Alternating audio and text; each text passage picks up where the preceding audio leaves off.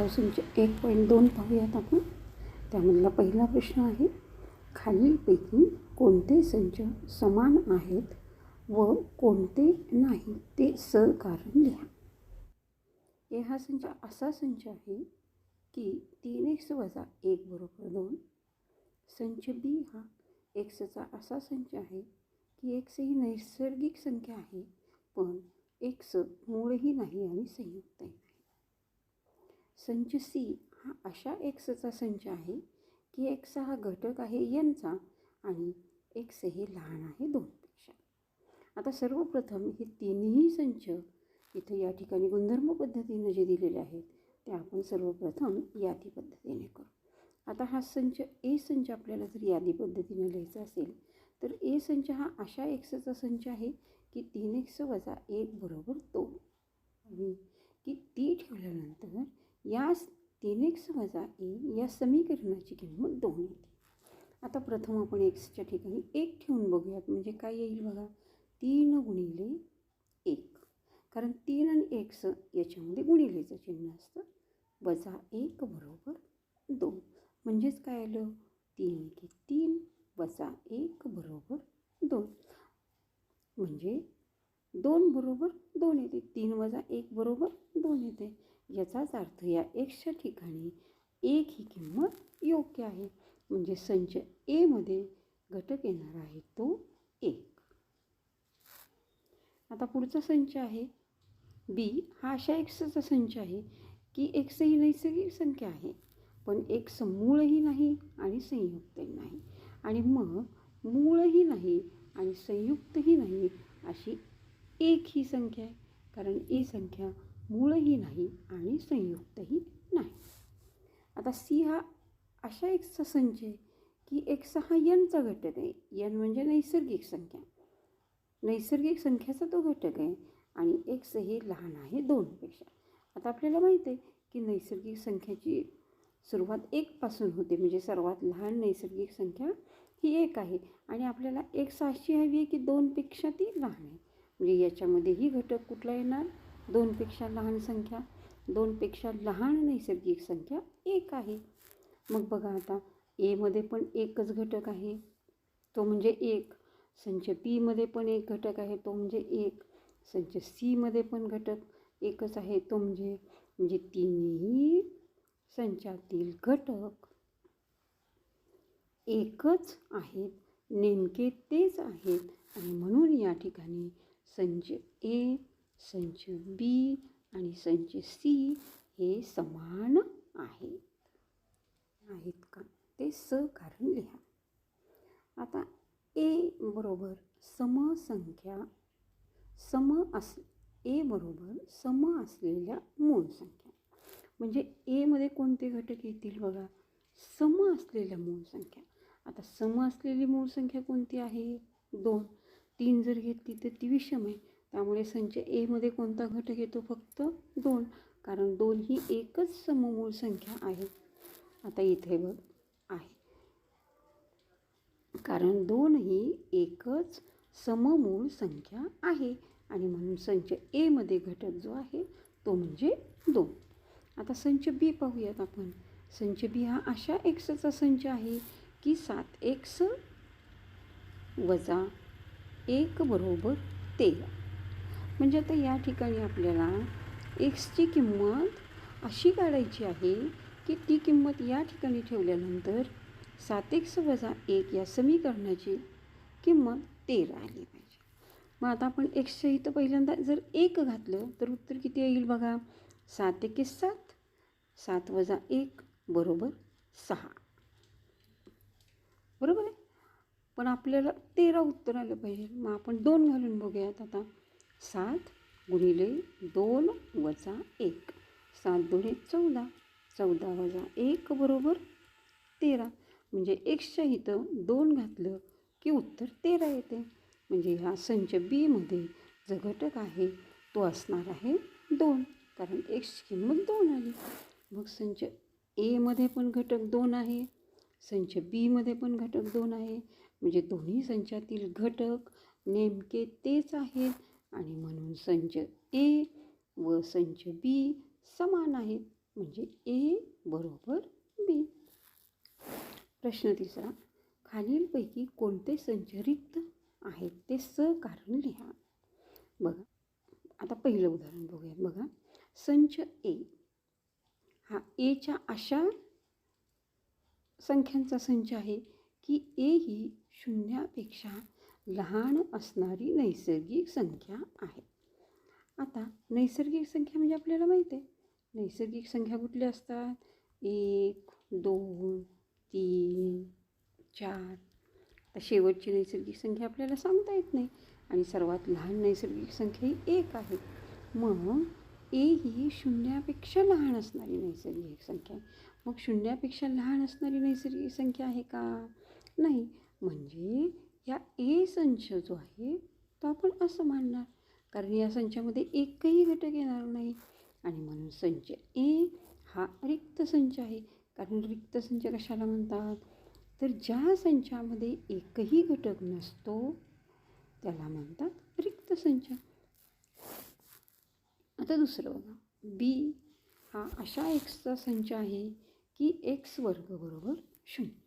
म्हणजे एक्स वर्ग बरोबर 0 म्हणजे एक्सच्या ठिकाणी आता कोणती किंमत येईल? तर शून्याचा जर वर्ग घेतला तर तो 0 येते. म्हणजे एक्सची किंमत 0 आली. म्हणजे बी बरोबर काय आलं? बी या संचामध्ये कुठल्या घटकाला? 0. म्हणजे 0 हा एक त्याच्यामधला घटक झाला. म्हणजे हा संच जो आहे तो रिक्त नाही आहे, कारण याच्यामध्ये 0 हा एक घटक आहे. आता सी हा अशा एक्सचा संच आहे की 5x वजा 2 बरोबर 0 आणि एक्स हा घटक आहे यनचा. म्हणजे एक्सच्या जागी आपण फक्त नैसर्गिक संख्या घेणार आहे. मग आता सर्वात लहान नैसर्गिक संख्या 1 आहे. जर आपण एक्सच्या जागेवर जर एक लिहिलं तर काय येईल बघा? 5 गुणिले 1 वजा 2 बरोबर. आता किती येईल या ठिकाणी?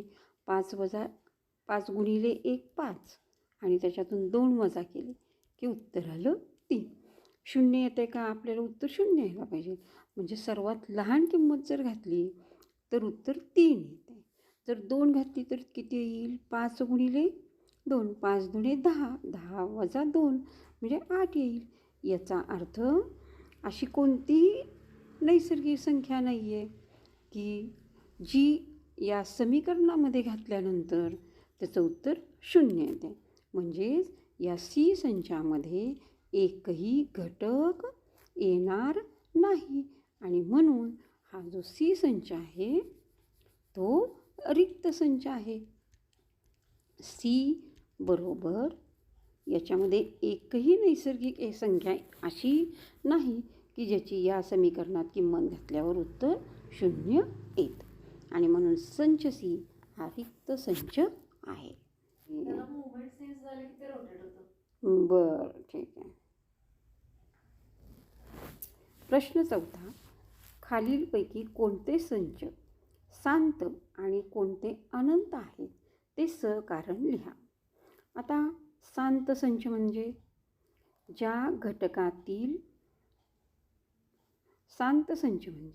ज्या संचातील घटक किती आहेत हे आपल्याला मोजता येतात, निश्चितपणे सांगता येतात, त्याला आपण म्हणतो शांत संच.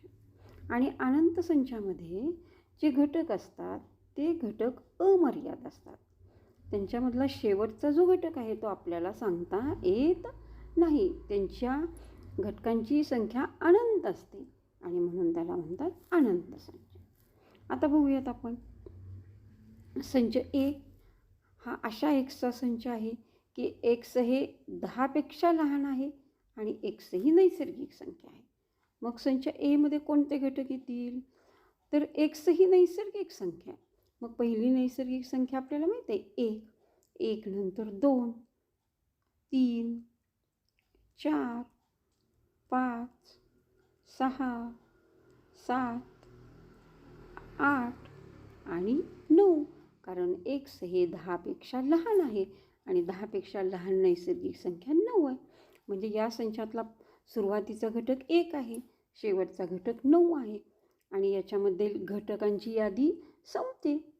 शेवटचा घटक आपल्याला सांगता येतो आणि म्हणून हा जो संच आहे हा शांत संच आहे.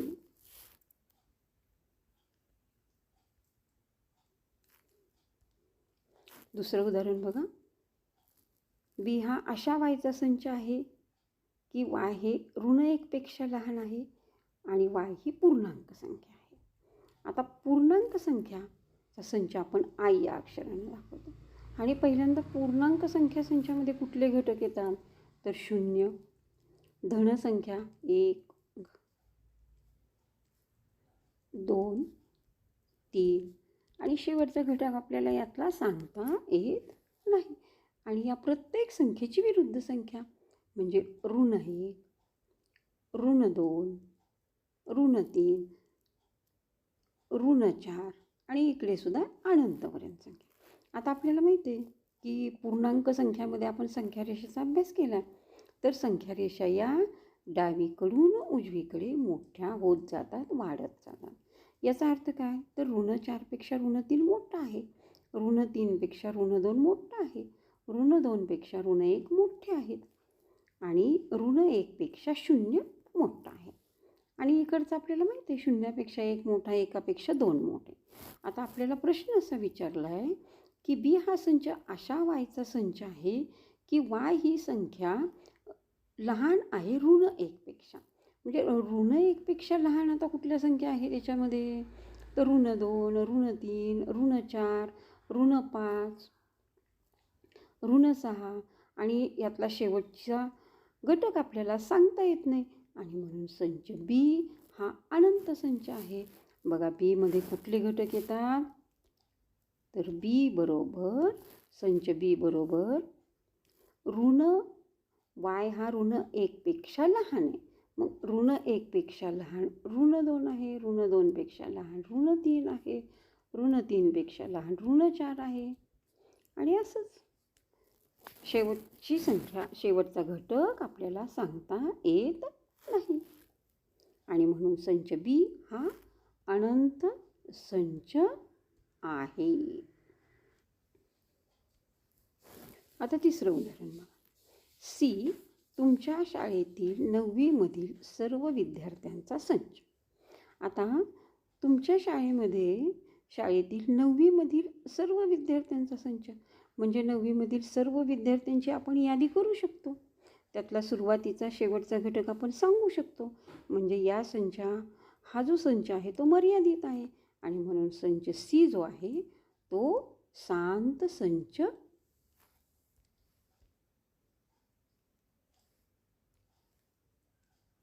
आणि म्हणून संच सी जो आहे तो शांत संच आहे.